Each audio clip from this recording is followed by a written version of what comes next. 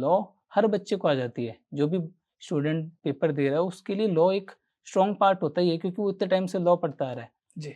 आपको अगर stand out करना है तो आपके एस्से अच्छे होने चाहिए, आपकी हिंदी इंग्लिश अच्छी होनी चाहिए, चाहे वो प्री हो चाहे वो मेंस हो, क्योंकि दोनों में एक सब्सटेंशियल पार्ट है ये। अगर आप इसको इग्नोर करते हो तो आप पीछे रह जाओगे। स्टार्टिंग में था ना, तो मैं थोड़ा नर्वस भी था कि पहला इंटरव्यू है, और इंटरव्यू बोर्ड में भी हाई कोर्ट जज साहब बैठते, तो थोड़ा वो एक स्टार्टिंग में तो मुझे क्वेश्चंस के जवाब पता थे, बट वो नर्वसनेस में मुझे लगा कि पहले क्वेश्चन में श्योर नहीं हूँ और बोल दूँ तो वो सही नहीं रहेगा। कॉलेज के सेकंड ईयर में था 2017 में, तब मुझे डायग्नोस हुआ था कि मुझे कैंसर है। हमारे चूरू में एक विधि सत्संग करके संस्था है, तो मुझे पता चला कि हमारे शहर में एक अच्छी संस्था है जहाँ पे गाइडेंस मिलती है, तो मैंने शुरू से वहीं पे ही जब मैंने फर्स्ट अटेम्प्ट दिया था तब मैंने वहीं से ही गाइडेंस ली थी। महेंद्र भाई साहब, चंद्रशेखर भाई साहब, उनकी गाइडेंस से ही किया है। एक नया बच्चा है जिसने अभी एडमिशन लिया है LLB में, वो चाहे 3 ईयर मान लो 5 ईयर मान लो, उसको जज बनना है। हाँ, तो वो शुरू से लेकर के एंड तक कैसे तैयारी करे, कैसे पढ़े, कौन सी किताबें पढ़े, कितना सिलेबस पढ़े, कितने टाइम के लिए पढ़े? धीरज जोशी सर की गाइडेंस मिली। उन्होंने मेरा ऐसे एकदम से ऐसे लिखना, एकदम से पहले ऐसे लगता था कि रट के लिखना है कुछ, बट उन्होंने सिखाया कि कैसे ऐसे को आप लिख सकते हो, आप समझ के लिखने वाला, कि ऐसे लिखे कैसे जाते हैं। कोई व्यक्ति कितना मजबूत हो सकता है, इसका पता इस बात से लगता है कि उसने अपने जीवन की सबसे कठिन परिस्थितियों से कैसे मुकाबला किया। आज हमारे साथ जो मेहमान उपस्थित है, उनकी परिस्थितियां बेहद खौफनाक थी, लेकिन इनकी भव्य सफलता ने शोर मचा दिया। 2017 में इनको कैंसर डायग्नोस हुआ। ये बड़ी भारी और खतरनाक चुनौती सामने आ चुकी थी। तब ये कॉलेज स्टूडेंट थे, बेशक नर्वस हुए लेकिन हिम्मत नहीं हारी। कोविड के दौरान इन्होंने RJS की तैयारी शुरू की। पहले ही प्रयास में मेंस लिखा, लेकिन फाइनल सेलेक्ट नहीं हो पाए। जब 2024 की वैकेंसी आई, तब दुगुनी ताकत के साथ जुट गए और आखिरकार 115 रैंक के साथ सेलेक्ट हो गए। ये जांबाज है सौरभ बंसल। सौरभ चूरू के रहने वाले हैं, आज हमारे साथ चर्चा के लिए मौजूद हैं, तो आप हमारे साथ बने रहिए। नमस्कार, मैं Brijmohan Ramawat, talk with BMR में आपका स्वागत है।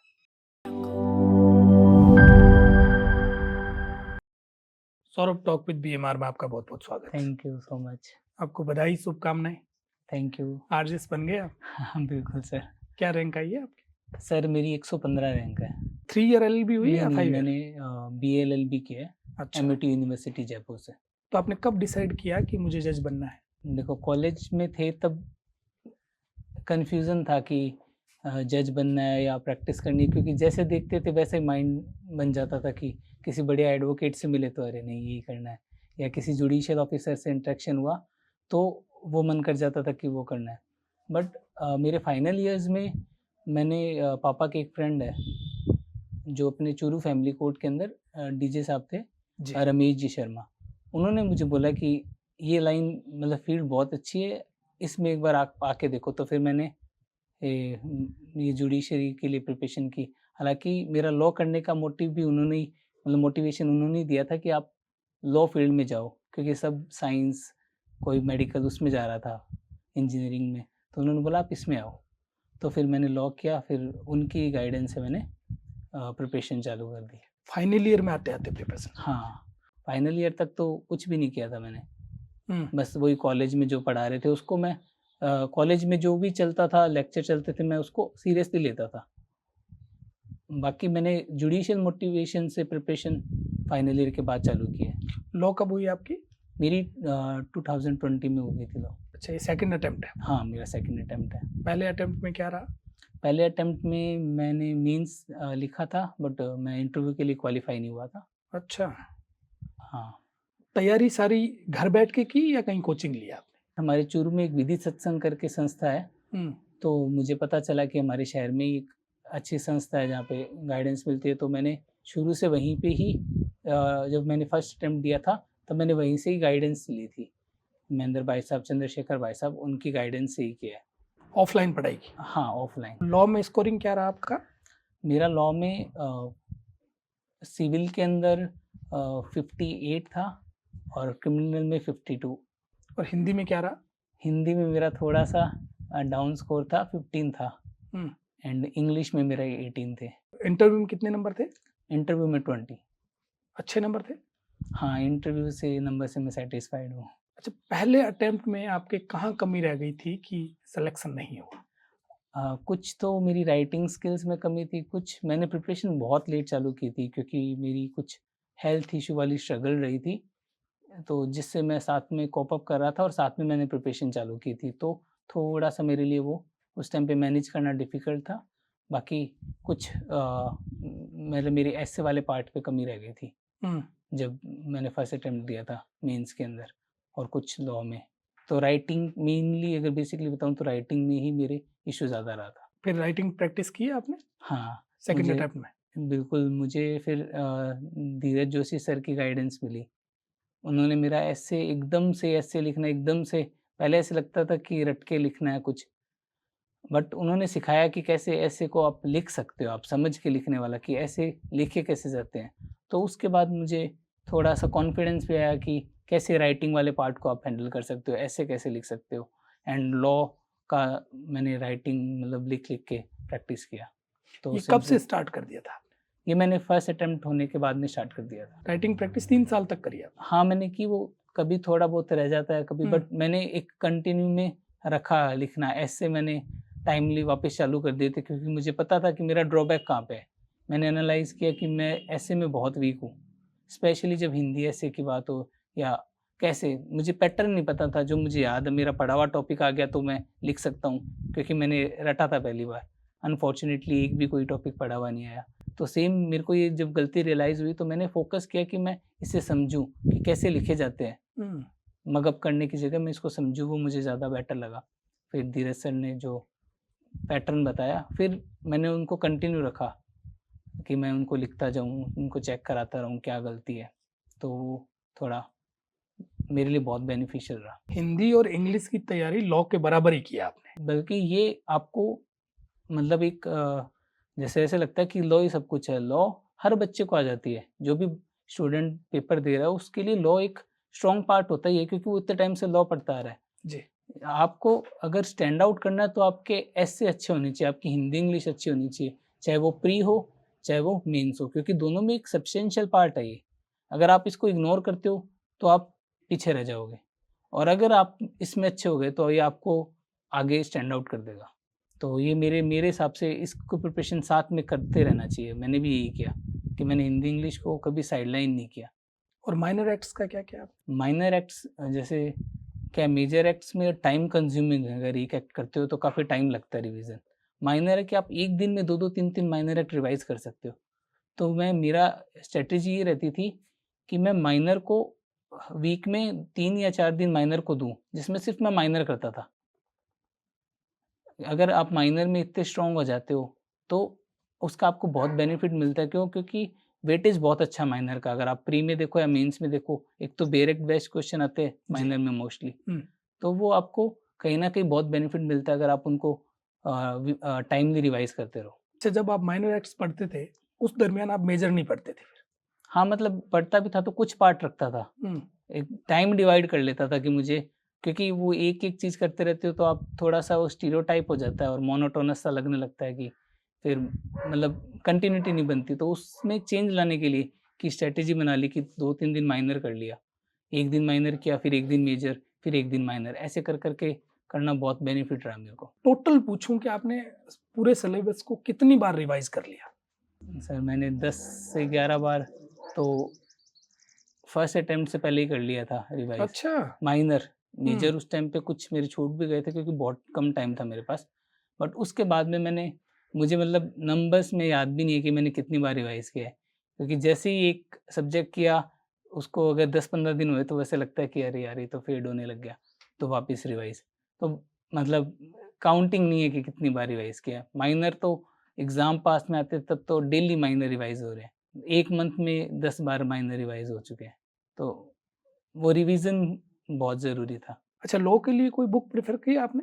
हाँ, मैंने लॉ के लिए वैसे तो बेरेक्ट पे स्टिक था, बट उसके अलावा ये परीक्षा मंथन आती है, मैंने उसको सिर्फ़ रेफ़र किया, उसके अलावा बुक्स मैंने ज़्यादा रेफ़र नहीं की, क्योंकि जो आरजेएस का पेपर है, वो बेरेक्ट बेस्ड ज़्यादा आता है। जी। और कुछ जो आता है वो परीक्षा मंथन से कवर हो जाता है, और बाकी के लिए भैया भाई सब गाइडेंस देते रहते हैं कि कुछ एक्स्ट्रा कुछ नया अपडेट आते हैं तो वो कन्वे कर देते हैं।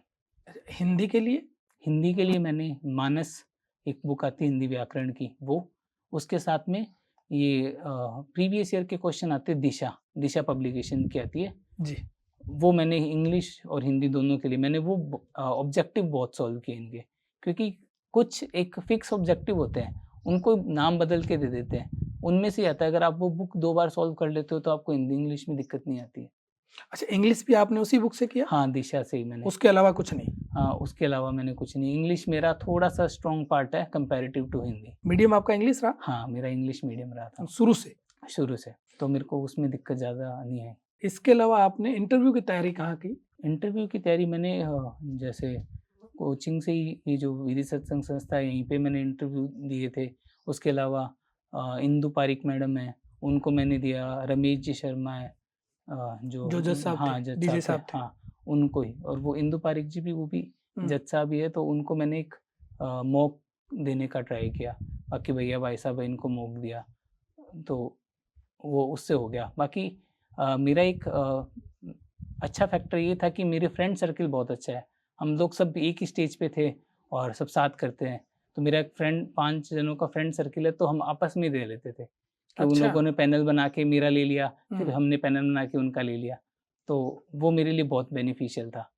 थ्रू आउट स्टडी के टाइम पे हमने स्ट्रैटेजी भी साथ बना के करी, तो वो एक बोरियत, लोग अक्सर इसमें इसी चीज़ से परेशान रहते हैं कि बोरियत बहुत हो जाती है। जी। बट आप साथ मिल के करते हो ना, तो ऐसे लगता है कि हाँ, थोड़ा ये रहता है कि अच्छा वो बोल देता कि पढ़ो, वो नहीं पढ़ रहा तो मैं बोल देता हूँ, तो ये काफ़ी बेनिफिशियल रहा था। तो इन पाँचों में से सिलेक्शन कितने को हुआ? शिखा है जिसका लास्ट बैच में हो गया था सिलेक्शन, फिर अच्छा। उसने हमें गाइडेंस दी। हुँ। फिर अभी मेरे साथ प्रज्ञा है, सारांश है, अंजलि।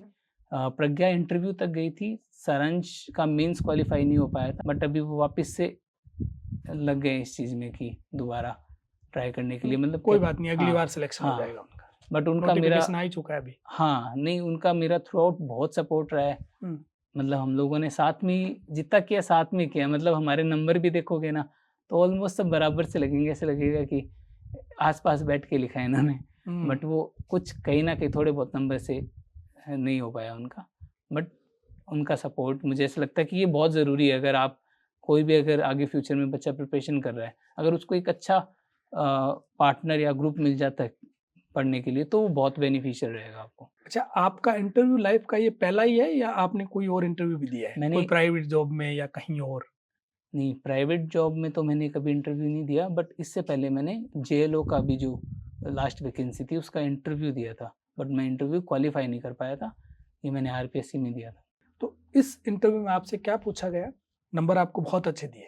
हाँ, इस इंटरव्यू में वैसे तो मेरा इंटरव्यू थोड़ा-सा नेगेटिव पड़ा मेरे स्टार्टिंग में, क्योंकि इन्होंने मुझे थोड़ा कॉन्टिनेंट लेवल पे क्वेश्चन पूछने चालू किए थे कि कैसे, कैसा कौन-सा कॉन्टिनेंट है, अच्छा, आउट ऑफ सिलेबस पूछा उन्होंने। थोड़ा स्टार्टिंग। हुँ। बट उसके बाद में बहुत स्मूथली गया। इंटरव्यूअर काफ़ी कोऑपरेटिव थे, ऐसे स्माइल फेस के साथ। और अच्छा, ऐसे उन्होंने बाद में लॉ में पूछा, वो मेरा बेटर गया था कंपैरेटिवली जीके वाले पार्ट से। फिर उन्होंने थोड़ा-सा सोशल पार्ट पे भी पूछा कि कौन सी मूवीज़ देखते हो, किसको फ़ॉलो करते हो, सेलिब्रिटीज़ कौन से पसंद है। थोड़ा वो वाला पार्ट तो वो मेरे लिए ज़्यादा वो नहीं था, तो ठीक था वो भी। जीके वाला पार्ट थोड़ा कमज़ोर रहा आपका। थोड़ा-सा वो, क्योंकि वो कॉन्टिनेंट लेवल पे आ गया और स्टार्टिंग में था ना, तो मैं थोड़ा नर्वस भी था कि पहला इंटरव्यू है, और इंटरव्यू बोर्ड में भी हाई कोर्ट जज साहब बैठते, तो थोड़ा हुँ। वो एक स्टार्टिंग में तो मुझे क्वेश्चंस के जवाब पता थे, बट वो नर्वसनेस में मुझे लगा कि पहले ही क्वेश्चन में श्योर नहीं हूँ और बोल दूँ तो वो सही नहीं रहेगा। तो थोड़ा-सा मुझे ऐसे लगा। कितनी देर चला आपका इंटरव्यू? मेरा इंटरव्यू 15 मिनट तो अप्रॉक्सिमेट चला था, ज़्यादा ही चला था इससे। आपको फीलिंग आई उस समय? हाँ, इंटरव्यू वैसे अच्छा जा रहा था बीच में, एक बोर्ड थोड़ा-सा स्ट्रिक्ट भी हो रहे थे, बट ओवरऑल मुझे लगा कि ठीक है। अच्छा, आपका इंटरव्यू में बोर्ड किसका था? मेरे इंटरव्यू में जस्टिस पुष्पेंद्र जी भाटी बैठे थे, जी। और जस्टिस रेखा बोराना मैडम बैठी थी, हुँ। और एक एक्सपर्ट थे, उनका मुझे नाम नहीं पता। अच्छा, आपको सोशल इश्यूज़ और इधर की तरफ लाए तो मूवीज़ के अलावा और भी कुछ पूछा उन्होंने आपसे? नहीं, मूवीज़ के अलावा एज़ सच उन्होंने कुछ नहीं पूछा। एक आधा क्वेश्चन पूछा था ऐसे कि मीराबाई कौन है, उसके अलावा ज़्यादा नहीं रहा। थोड़ा लॉ पे रहा, वो थोड़ा एक्सटेंड हो गया, उसके बाद में थोड़ा सोशल हो गया था। अच्छा, मैं ये मान लूँ कि लॉ का पार्ट 50% रहा और 50 अदर रहा। हाँ, कह सकते हो आप। जब आप बाहर इंटरव्यू दे कर के निकले, तब जी। आपको लगा कि मेरा सिलेक्शन हो जाएगा? नहीं, इतना कॉन्फिडेंस मुझे सिलेक्शन का नहीं था, बट ऐसे लगा इंटरव्यू ठीक है। फिर लास्ट में वही था कि मार्क्स मीन्स के मार्क्स पे डिपेंड करेगा, बट ऐसे नहीं था कि इंटरव्यू एकदम खराब गया है। हुँ।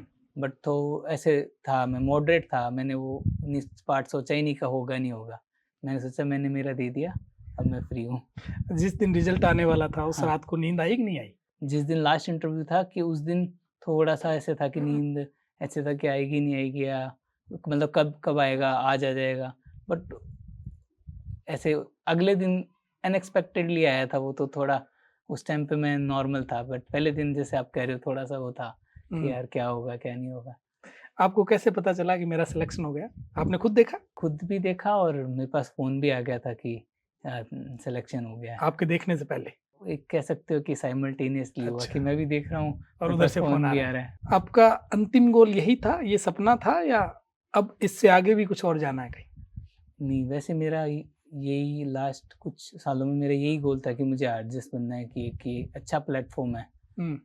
आपकी मोरल और सोशल सब ग्रोथ के लिए, और मतलब पब्लिक सर्विस का भी एक बहुत अच्छा तरीका मुझे लगता है। तो इसी में मुझे आगे बढ़ने का है कि अगर इस फ़ील्ड में अगर मैं कुछ आगे अच्छा कर सकूँ तो वो, बट इसके अलावा ऐसा कुछ नहीं है मेरा। स्कूलिंग कहाँ हुई आपकी?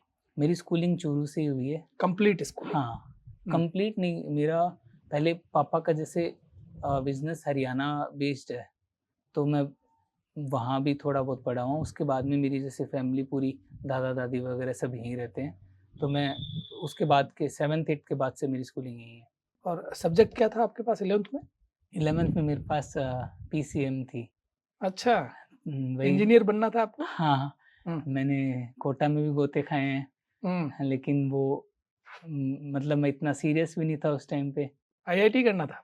वो बोलते हैं ना कि एक भेड़-चाल थी उस टाइम पे कि क्या आपने 12th कर ली, अब क्या? 11th कर ली, क्या? तो वही, सब वहीं जाते हैं, हुँ। या तो मेडिकल या इंजीनियरिंग।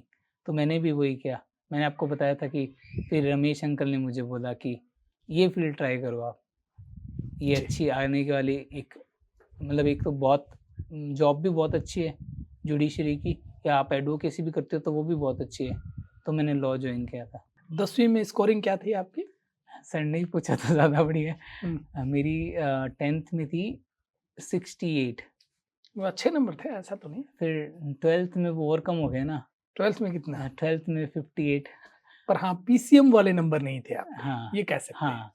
तो पीसीएम जनरली 80 अबव 85, 90 वाले बच्चे लेते हैं। बिल्कुल। मैं मॉडरेट था हुँ। 10-12 तक तो पढ़ने में। हुँ। फिर मैंने लॉ में थोड़ा सोचा कि जब पढ़ाई कर ही रहे हैं तो एजुकेशन को सीरियसली लिया जाए। फिर वहाँ से मेरा ऐसे करियर ठीक रहा है। एक्स्ट्रा करिकुलम में भाग लेते थे आप? हाँ, मेरे को स्पोर्ट्स पसंद है, मेरे को जिमिंग भी पसंद है। हालाँकि हमेशा मेरे लिए फ़ेवरेबल नहीं रही है। मैंने जैसे आपको बताया था कि मेरे हेल्थ इश्यू रहते थे, तो वो बीच में छूट जाती थी। बाकी मेरे को जिमिंग करना और स्पोर्ट्स दोनों पसंद है। अच्छा, हमारी जैसे डिस्कशन हुई हेल्थ इश्यू को लेकर हुँ। के, ये आपके मेनली कब हुआ? ये मैं मेरे कॉलेज के सेकंड ईयर में था, हुँ। 2017 में, तब मुझे डायग्नोस हुआ था कि मुझे कैंसर है। अच्छा। हाँ, बट अच्छा पार्ट ये था कि थोड़ा क्लासिकल फ़ॉर्म में था अपने, तो वो उसके चांसेस अच्छे होते थे रिकवरेबल के, और ये जनरली मेरी एज के बच्चों में ही पाया जाता है, ये वाला जो था। तो फिर मेरा रिकवर हो गया था ये 1 साल के अंदर। फिर वापस से मैंने वो एक होता है ना कि आप थोड़ा-सा पीछे हो जाते हो। आप जहाँ चल रहे हो, जिस फ्लो में चल रहे थे, सबसे, आपके कॉम्पिटिशन से, आप पीछे, एक मेरे लिए मेजर सेटबैक था, कह सकते हो।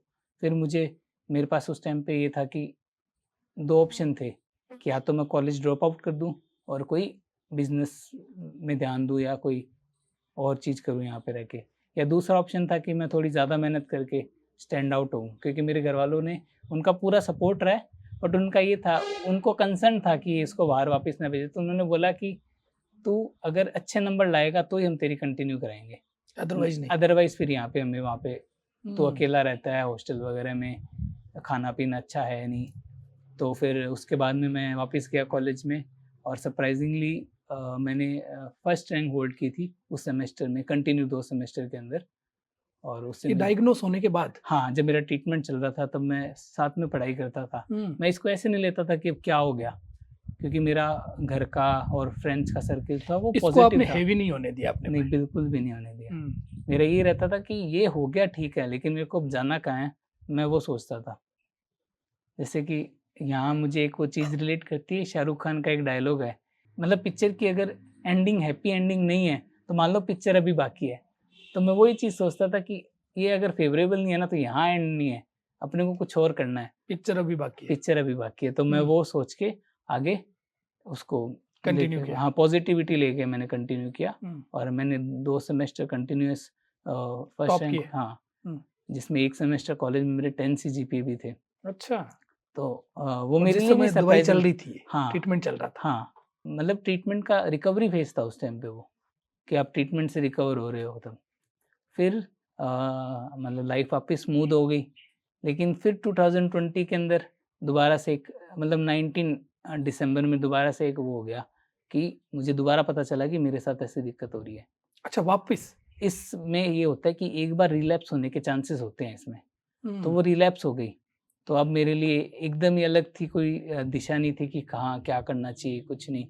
तो मैंने मतलब वैसे मेरी फैमिली बहुत सपोर्टिव है, उन्होंने पूरा वो भी मतलब जैसे मेरे फादर, आप अभी मिले थे उनसे, जी। तो वो बहुत ऐसे स्ट्रॉन्ग है, मेरे दादाजी और सब, मतलब पूरी फैमिली ऐसे रहती थी कि तू तो बस चिल रह, तेरी क्या दिक्कत है?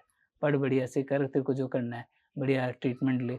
तो मैं दोबारा रिकवर भी हो गया, उनकी स्ट्रेंथ को देख के। और मेरे में भी ऐसा था कि घुटने तो नहीं टेकने, तो फिर मैंने बोन मैरो भी करवाया ताकि एक नॉर्मल पर्सन की तरह मैं भी हो जाऊँ। फिर मेरा जब बोन मैरो सक्सेसफुल हुआ तो डॉक्टर्स ने बोला कि भई अब आप एकदम नॉर्मल हो, ज़ीरो है आपके चांसेस, अब दोबारा नहीं होगा। तो फिर मैंने सोचा, अब वो रिकवरी फ़ेज़ था, उस टाइम में मेरी इम्यूनोथेरेपी लगती थी कि दोबारा ना हो, जैसे अपन लेते हैं ना वैक्सीन्स लेते हैं, तो वो वैक्सीन्स थी। तो वो वैक्सीन्स लगती थी, तब मैंने इसकी चालू की थी कि मैं पढ़ मूवीज़ वगैरह देख-देख के परेशान हो गया था, अब करूँ क्या? मतलब ऐसे तो मैं आँखें भी खराब करूँगा, फ्यूचर भी खराब करूँगा, बाहर मैं जा नहीं सकता था क्योंकि कोविड पीक पे था उस टाइम पे अपने। तो मैंने विधिक सत्संग जॉइन की और मैंने स्टडी चालू की। मैंने कहा ये मैं 2020 में? हाँ, 2020 में भी काफ़ी लेट में चालू किया था। फॉर्म निकल चुके थे तब तक ऐसे, मतलब वैकेंसी 21 वाला? हाँ, नोटिफ़ाई हो गया था, फॉर्म निकलने बाकी थी, तब मैंने चालू किया। तो मैंने 4-5 महीने में पूरी मेहनत की और मेरे को ऐसे मतलब खुद पे विश्वास नहीं था कि मेरा प्री हो जाएगा। और प्री में मेरा अप्रॉक्सिमेटली 80 स्कोर था, 79 या 80 स्कोर था। फिर वही मीन्स, हालाँकि जैसे होता है ना कि जब तक आपकी स्ट्रगल पूरी ना हो, आप क्वालीफ़ाई नहीं कर सकते। मेरा शायद वहाँ प्री तक का ही लिखा था, तो मीन्स में क्वालीफ़ाई नहीं कर पाया, कुछ मेरे ड्रॉबैक्स रहे। फिर मैंने ये दोबारा अटेम्प्ट दिया। दूसरी बार कैंसर जब डायग्नोस हुआ, तो ये ठीक कब हुआ? वापस रिकवरी कब हुई इसकी? 2020 जून के अंदर मेरा बोन मैरो हुआ था, जी। तो इसका फुल रिकवरी हुई थी अप्रॉक्सिमेटली अक्टूबर या सितंबर 21 के। अच्छा, मतलब 21 मेरा रिकवरी फ़ेज़ था। तो ये पढ़ाई के साथ चल रहा था ये? हाँ, फाइनल ईयर जो था, फाइनल सेमेस्टर, वो मैंने आईसीयू से दिया था। अच्छा, हाँ, तो आप कभी डिमोटिवेट नहीं हुए? देखो थोड़ा बहुत तो फ़ील होता ही है, बट एक मेरा हमेशा मोस्ट ऑफ द पार्ट ये रहा था कि मतलब अगर जैसे मुझे रियलाइज़ हुआ कि पॉज़िटिविटी क्या कर सकती है, तो उस टाइम मेरा ये रहता था कि जब रिकवर लोग हो रहे हैं और बुक्स भी यही बोलती है कि अगर आप पॉज़िटिव रहोगे तो आप हो सकते हो, क्योंकि इन शॉर्ट आपका माइंड पूरी बॉडी को कंट्रोल करता है। तो मैंने माइंड को कभी नेगेटिव ऐसे नहीं होने दिया कि मेरा क्या होगा। तो वो मेरा ट्रीटमेंट भी स्मूथली चलता रहा, फिर मेरी रिकवरी भी एकदम स्मूथली होती गई और फिर फैमिली वाले वो पूरा सपोर्ट, क्योंकि कोई बर्डन नहीं था मेरे पे और इनकी स्ट्रेंथ है मेरे घरवालों की, जो मैं रिकवर हो गया। अच्छा, सबसे पहले पता कैसे चला आपको कि मुझे ये दिक्कत हो रही है? मेरे को ऐसे यहाँ पे नेक के पास में नोड्स हुई थी, तो उससे मुझे ऐसे नहीं पता था कि क्या, पहले टाइम था तो डायग्नोस वगैरह कराया एक बार, तो नॉर्मल ही था कि नॉर्मल है सब। फिर मेरे कॉलेज के पास में हमारे एक फैमिली फ्रेंड है, वो डॉक्टर है अच्छे, अब तो वो कोविड में एक्सपायर हो गए, बट उन्होंने बोला कि एक बार मुझे सही नहीं लग रहा, आप डायग्नोस दोबारा कराओ। तो फिर ये बायोप्सी वगैरह कराई तो उससे पता चला कि उसमें पॉजिटिव आ गया। हाँ, उसमें ये आ गया। अच्छा सौरभ, एक बात देखी जाती है कि कैंसर जो वर्ड है ना, ये अपने आप में बहुत खतरनाक वर्ड है। मुझे बिल्कुल। लगता है एक पेड़ पे कैंसर हाँ, शब्द लिख दिया जाए तो हाँ, पेड़ सूख जाता है। हाँ, बिल्कुल। तो आपने तो एक बहुत बड़ा अचीवमेंट किया है कि आप उससे उबर करके आए और फिर इतना बड़ा सिलेक्शन भी करवाया। तो ये तो बिल्कुल, बड़ी मोटिवेशनल कहानी है। बिल्कुल सर, जैसे होता है ना कि आप पहले हमें भी ये बहुत लगता था कि ये क्या है? जब आप रिकवर हो जाते हो ना, तो आप पाते हो कि ये जब बड़ी चीज़ आप हैंडल कर लेते हो ना, तो आपको बाकी सारी प्रॉब्लम छोटी लगती है। अब ऐसे नहीं लगता है कि क्या? अब मुझे भी ऐसे बहुत नॉर्मल लगता है कि कोई भी कर लेता, क्योंकि आप जब निकलते हो ना और आप स्ट्रॉन्ग रहते हो तो हो जाता है, ऐसे ज़्यादा बड़ी प्रॉब्लम आती नहीं है। देखा जाए ना, आपको स्ट्रॉन्ग ही बनाती है अगर आप इस वे में लो ना, तो ये इसने मेरे को बहुत स्ट्रॉन्ग बनाया है। एक ये भी देखा जा सकता है कि इसके होने के कारण आप आरजेएस बने, बिल्कुल, ये मेरे लिए बहुत अच्छी मोटिवेशन थी कि क्योंकि मतलब सपना तो आपका था नहीं। था नहीं, मेरा ये नहीं था सपना। हम्म, बट इसके लिए फिर मुझे ऐसे लगा कि एक जब आप ऐसी सिचुएशन में होते हो ना, आपको ऐसा लगता है कि आप क्या अच्छा कर सकते हो अब लाइफ में आगे। तो मेरा ये था कि मैं पब्लिक सर्विस कैसे करूँगा? या मतलब ऐसे कि कुछ ऐसी जॉब ढूँढूँ मैं जो मेरी हेल्थ को भी ध्यान में रखे, मतलब ऐसे, और मैं मतलब अपना काम भी अच्छे से कर सकूँ। तो मुझे इस हर डायरेक्शन से मुझे फिट हुआ, और मुझे मतलब मेरे जो मेंटोर्स हैं उन्होंने भी मेरे को यही गाइड किया कि आप जुडिशरी दो। हम्म। तो मेरे लिए ये बहुत बेनिफिशियल रहा जुडिशरी की प्रिपरेशन, क्योंकि मैं मेरी रिकवरी भी कर सका और मैं पीछे भी नहीं रहा। अच्छा, बहुत सारे एस्पिरेंट्स हैं या पढ़ने वाले बच्चे हैं, वो ये कहते हैं कि हमारी परिस्थितियां ठीक नहीं थी हुँ, इसलिए हम पढ़ नहीं पा रहे हुँ। हैं। ऐसे बच्चों को आप क्या मैसेज देना चाहेंगे? देखो, मैनेज करो ना, सब हो जाता है। बट ये है कि आप कितना डेडिकेटेडली उस चीज़ को चाहते हो। मतलब एट द एंड उसी चीज़ पे डिपेंड करता है कि आपको चाहिए क्या? फिर आप मैनेज कर लेते हो। क्योंकि जहाँ अपना इंटरेस्ट होता है ना, आपने नॉर्मल लाइफ़ में देखा होगा कि आपको कहीं जाना है और आपके साथ कोई और काम अटक गया, तो आप कैसे भी मैनेज करके वहाँ पहुँच जाते हो। जहाँ पे आपका इंटरेस्ट है, आपको किसी मूवी देखने जाना है या आपको कोई शादी अटेंड करनी है, फ्रेंड्स के पास जाना है, तो आप कैसे भी मैनेज करके निकल जाते हो। सेम मुझे लगता है कि यही चीज़ है, अगर आपका एंड गोल फिक्स है, आपको लगता है आप कर सकते हो, कैपेबल हो, तो फिर परिस्थितियों को मैनेज किया जा सकता है। एक नया बच्चा है जिसने अभी एडमिशन लिया है हुँ, एलएलबी में, वो चाहे 3 ईयर मान लो 5 ईयर मान हाँ, लो, उसको जज बनना है। हाँ। तो वो शुरू से लेकर के एंड तक कैसे तैयारी करे, कैसे पढ़े, कौन सी किताबें पढ़े, कितना सिलेबस पढ़े, कितने टाइम के लिए पढ़े? देखो, अगर कोई स्टार्ट करता है ना, तो उसके लिए अगर स्टार्टिंग से वो लॉ को एकदम सीरियसली लेने लगे ना, तो उसके लिए थोड़ा-सा हेक्टिक हो सकता है, क्योंकि क्लासेस भी रहती है कॉलेज की। तो वो ये कर सकता है कि जो लैंग्वेज वाला पार्ट है, जैसे कि मैंने मानस बुक सजेस्ट की थी, उसमें से जो ग्रामेटिकल पार्ट है, उसको धीरे-धीरे, धीरे करता हुआ चले। साथ में जो उसके कॉलेज में ही लॉ के सब्जेक्ट चल रहे हैं, जी। उनको अच्छे से प्रिपेयर कर ले। कि जब तक वो फाइनल ईयर में आएगा, उसका एक सब्सटेंशियल पार्ट कवर हो चुका होगा, उसे पता भी नहीं चलेगा।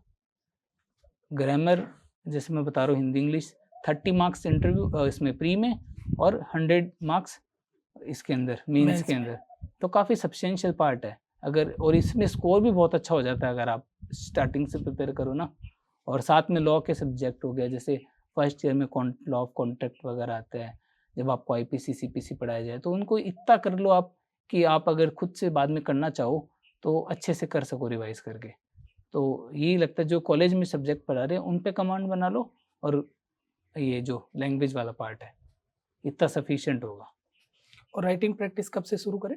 स्टार्टिंग से, वेरी फर्स्ट डे से? वेरी फर्स्ट डे से। आप जो भी, अगर आपके पास टाइम ज़्यादा है, आपको लगता है अभी 5 साल है, 5 ईयर कर रहे हो या 3 ईयर कर रहे हो, तो आप 1 घंटा भी दिन का लिखो ना, 4-5 क्वेश्चन लिखे या 1 पेज ही लिख लिया, याद करके लिख-लिख के देख लिया, वो सफिशिएंट होगा। स्पीड भी बनेगी और आपको खुद को समझ में आएगा कि मैं कहाँ राइटिंग में गलती कर रहा हूँ, क्योंकि सेल्फ एनालिसिस सबसे बेटर होता है। अच्छा, बच्चे एक इस बात को लेकर के कंफ्यूज रहते हैं कि माध्यम कौन सा चुने, हिंदी या इंग्लिश? मुझे नहीं लगता कि ये कोई ज़्यादा सोचने वाली बात है, जहाँ आप ज़्यादा कंफर्ट कंफर्टेबल हो ना, वहाँ जाना चाहिए। बच्चों का ये मानना है कि इंग्लिश मीडियम वालों का ज़्यादा सिलेक्शन होता है। नहीं, नहीं, ऐसा नहीं है। वो कहने की बात होती है। आगे अगर आप देखो तो लोअर जुडिशरी में तो काम भी हिंदी ज़्यादा आती है, जी। तो वो कोई ज़्यादा बड़ी बात नहीं है। हाँ, अगर आपको ऐसा लगता है तो आप दोनों लैंग्वेज पे कमांड बना लो ना, कि आप दोनों पे ही कंफर्टेबल हो, पेपर किसी में भी लिख दो। क्या फ़र्क पड़ता है। बट हाँ, आप स्टार्टिंग से अगर आप जैसे हिंदी मीडियम का बच्चा है, अब वो सोचे कि मुझे एग्ज़ाम इंग्लिश मीडियम में देना है, तो उसके लिए 1 साल, 1.5 साल में प्रिपरेशन करना, साथ में इंग्लिश लैंग्वेज को साथ कोप अप करना, वो ज़्यादा मुश्किल हो जाएगा। इसलिए मुझे लगता है कि जो मीडियम आपका है, वो बेटर है। अच्छा, लोग के बच्चे जीके की तरफ ध्यान नहीं देते, हुँ, और जैसा आपने बताया कि इंटरव्यू में 50% पार्ट मेरा जीके का रहा, हाँ, अदर देन लॉ रहा, हाँ, हाँ। तो वो भी तैयारी साथ में हो जाए, उसके लिए बच्चा क्या करे? न्यूज़पेपर रीडिंग नॉर्मली तो वो आपसे करंट से मिलती हुई चीज़ ही होती है जीके में। हुँ, कुछ करंट में न्यूज़पेपर में आया होगा, उससे उनके माइंड में कोई क्वेश्चन पुट अप हो जाता है, वो पूछ लेते हैं। तो आप न्यूज़पेपर रीडिंग करो, इससे 2 फ़ायदे हैं। आप जनरल अवेयरनेस भी रहेगी आपकी, और दूसरा आपके ऐसे वाले पार्ट में बहुत बेनिफिशियल रहेगा, क्योंकि वहाँ पे भी at the end current topics पे ज़्यादा ऐसे पूछे जाते हैं, तो आपके पास मैटर की कभी कमी नहीं रहेगी। आपने कब से पढ़ना स्टार्ट किया? मैंने सेकंड अटेम्प्ट चालू किया था, तब मैंने थोड़ा न्यूज़पेपर पे ध्यान दिया। हिंदी और इंग्लिश दोनों पे। दोनों पढ़ते हाँ, थे? हाँ। हुँ, वो रमेश अंकल है, वो मुझे एडिटोरियल्स जब भी उनको अच्छा लगता था, वो मुझे भेजते रहते थे हुँ। कि तू ये पढ़ना, तो मैंने वो ज़्यादा एडिटोरियल वाले पार्ट पे मैंने ज़्यादा फ़ोकस किया था। अच्छा, आपकी इस तैयारी के दौरान गैप रहा बीच में? नहीं, गैप मेरे नहीं। कंसिस्टेंसी हाँ, रही? कंसिस्टेंसी रही थी मेरी। तो सिलेक्शन करवाने में कंसिस्टेंसी का बड़ा मैटर रहता है। बहुत ज़्यादा रोल है। आप हुँ, चाहे एक दिन ऐसे होता है, कई लोग ऐसे पढ़ते हैं, एक दिन 2 घंटे पढ़ लिए, एक दिन 12 घंटे पढ़ लिए, वो नहीं। आप चाहे कंसिस्टेंसी 7-8 घंटे पढ़ो, वो ज़्यादा बेनिफिशियल रहेगा। होता है कभी-कभी आपका दिन अच्छा नहीं होता, तो आप 2-4 घंटे कम पढ़ लो, बट कंसिस्टेंसी बहुत ज़रूरी है। पूरी जर्नी की बात करें तो हुँ। आप क्रेडिट किसको देना चाहोगे? मैं क्रेडिट देखो, सबसे पहले तो भगवान का मैं थोड़ा मानता हूँ, जब से मैं रिकवर हुआ हूँ, जी। ज़्यादा मानता हूँ भगवान का और मेरी फैमिली का। मेरे दादा-दादी, मम्मी-पापा और बाकी मेरी सारी फैमिली, पूरी मतलब मेरी जॉइंट फैमिली है, वो पूरी सपोर्टिव है। उनका यही था, तो वो उनको देना चाहता हूँ। फिर विधि संसक संस्था को भी देना चाहता हूँ मैं मेरा क्रेडिट, कि उनकी गाइडेंस मुझे मिली। उसके अलावा एक जो स्पेशल थैंक्स है, वो मेरे फ्रेंड्स को देना चाहता हूँ, क्योंकि मुझे लगता है कि अगर वो नहीं होते तो मैं मेरा सेकंड अटेम्प्ट देता ही नहीं। वो एक जो मिला ना मेरे को, ऐसा लगा नहीं, 2-3 साल बहुत टाइम होता है कंसिस्टेंसी रहने में। तो उनके वजह से मुझे वो काफ़ी बेनिफिशियल रहा कि मैं कंसिस्टेंट बहुत रहा। एंड उसके अलावा जो मतलब जुडिशियल ऑफिसर्स है, रमेश अंकल, इंदू मैडम, उन्होंने भी मुझे बहुत सपोर्ट किया। मतलब एक आप देखते हो, आपको गाइडेंस मिलती है ना, तो आपको कभी भी प्रेशर फ़ील नहीं होता, आपको ऐसा लगता है कि हो जाएगा। जब रिजल्ट आता है, हाँ, उससे पहले एक होते हो, और रिजल्ट आने के बाद में अचानक आप एक इम्पोर्टेंट आदमी बन जाते हो, आपके बिल्कुल, पास फ़ोन कॉल्स आते हैं। बिल्कुल। ऐसा ही आपके साथ एक और हुआ, हुँ, आपको कैंसर हुआ, हाँ, उससे पहले भी आपके साथ लोग थे और उसके हुँ, बाद भी आपके हुँ, साथ लोग थे। हुँ, तो एक समाज का, परिवार का, लोगों का हुँ, जो देखने का नज़रिया था, हुँ। जो बात करने का नज़रिया था, इन दोनों में आपने क्या-क्या महसूस किया इन सबको लेकर के? देखो, जो पहले सिलेक्शन वाली बात करें, तो वो हुँ, तो मतलब एक बहुत ही बहुत ही सुंदर चीज़ होती है आपके साथ, कि आपके पास इतने फूल, आपको एक अलग ही नज़र से देखने लग जाते हैं, कि पहले अचानक। रिस्पेक्ट फैक्टर बहुत बढ़ जाता है लोगों की हुँ, नज़रों में। तो वो तो मतलब है ही, उसका तो कोई है ही नहीं। बाकी जब मेरा ये ट्रीटमेंट था, जब मुझे कैंसर का पता चला, तब स्टार्टिंग में क्या हुआ कि लोग, जैसे फैमिली तो स्ट्रॉन्ग रहती है, एक तो फैमिली को भी वो भी थोड़े ऐसे रहते हैं कि उदास रहना, या थोड़ा वो होता है, एक चेंजेस होते हैं स्टार्टिंग के। फिर जो समाज के लोग हैं ना, वो आपको थोड़ा-सा वीक समझने लग जाते हैं। वो सिम्पैथी हाँ, देते हैं। सिम्पैथी, और मुझे ये हुँ, चीज़ कभी नहीं चाहिए थी कि मेरे को सिम्पैथी मिले। मतलब मेरी कॉलेज में नहीं पता था, जब तक मैंने रिकवरी नहीं कर ली पहली बार, मेरी मम्मी को भी नहीं पता था कि मेरे अच्छा। साथ इतना ऐसे ज़्यादा है। हुँ, तो मेरे को ऐसे सिम्पैथी से ये था कि अगर सिम्पैथी ले लूँगा ना, तो मैं वीक हो जाऊँगा। क्योंकि फिर आपको अच्छा लगने लगता है कि हाँ, लोग आपको सेंसिटिव समझे, ऐसे नहीं-नहीं तू यहाँ बैठ जा, तू ऐसे तू ये मत कर, ये तू खा, ये ये मत हाँ। खा, तो मैंने तुम्हारा काम हम कर हाँ, लेते हैं। हाँ, तो हुँ, मैंने हमेशा यही ट्राई किया कि मैं सिम्पैथी ना लूँ, और जैसे हुआ भी यही कि मेरे को उस टाइम पे लगता था कि क्या मेरी लाइफ़ जैसे 2017 से पहले थी, वैसे हो पाएगी? लेकिन रिकवरी के बाद और फैमिली के सपोर्ट से, और ऐसे ना फ्रेंड सर्किल, जैसे समाज में एक फ्रेंड सर्किल भी अच्छा पार्ट होता है, उन्होंने कभी ऐसी सिंपैथी नहीं दी और जेन्युइनली मेरे को वैसे ही ट्रीट किया। तो उससे अब वैसा ही है कि मैं फ़ील करता हूँ कि मैं भी 2016 में वापस आ गया हूँ। और इवन मैं ज़्यादा स्ट्रॉन्गर हूँ, मेरी फिजिकल इम्यूनिटी उससे पहले से ज़्यादा स्ट्रॉन्ग है। मैंने इस पे बहुत वर्क किया कि क्योंकि लाइफ में कभी सिंपैथी नहीं लेनी। और मतलब आप मानोगे नहीं, आधे से ज़्यादा रिलेटिव को तो इसके बाद पता चला है कि मेरे ये था। अच्छा। कई लोग ये सोचते बताते नहीं, मेरा नहीं बताने का रीज़न ये था कि मुझे वीक नहीं बनना, मुझे सिंपैथी नहीं चाहिए। क्योंकि वो लोग ऐसे बोलते हैं, तेरे तो किस्मत में क्या ही होगा, तेरी किस्मत खराब है, अपने हो जाते हैं तो अपने। आदमी ज़्यादा कमज़ोर होता है। हाँ, हुँ। हमेशा सिंपैथी वीक बनाती है। अगर आप सिंपैथी सीकर बन जाते हो, तो आप बहुत वीक हो जाओगे। ये मेरा लाइफ़ का फंडा था। मैंने सिंपैथी अवॉइड की और इस पे वर्क करने की कोशिश की। अच्छा, एक बात ये और है कि सिलेक्शन होने से पहले ये कहा जाता है ठीक है अब बहुत पढ़ लिए तो हुँ। जॉब लग जाओ, काम हुँ। करो, कौन-सा जज बनना है अपने हाँ। को। ऐसी बातें भी आई? हाँ, मतलब जैसे जो नियर रिलेटिव्स है वो तो बहुत सपोर्टिव थे। बाकी कभी गैदरिंग में होते वो कहते क्या है अपन तो वैसे भी अग्रवाल समाज से हैं, व्यापारी बिज़नेस में वर्ग से। जाओ, इसमें करो, बिज़नेस अच्छा देख लो, उसमें दिमाग लगाओ, अच्छा बिज़नेस हो जाएगा या कोई और प्राइवेट जॉब कर लो, ये कर लो। बट मेरे फादर का ड्रीम हमेशा ये था कि तू जज बन, क्योंकि उनके फ्रेंड सर्किल काफ़ी है इसमें, तो उनको ये अच्छा, जॉब जुडिशरी में है। फ़ैसिनेटिंग लगती थी। हुँ। और इसलिए उनका वो उन लोगों का हमेशा ये था कि तेरे को जितना टाइम चाहिए रहे, ऐसे कभी प्रेशर नहीं रहा मेरी पूरी फैमिली से कि तू ये मत कर। वो तो बल्कि मैं सेकंड अटेम्प्ट देने में थोड़ा-सा कम इच्छुक था, तो उनका ये था कि एक बार तो ट्राई और करने बनता है।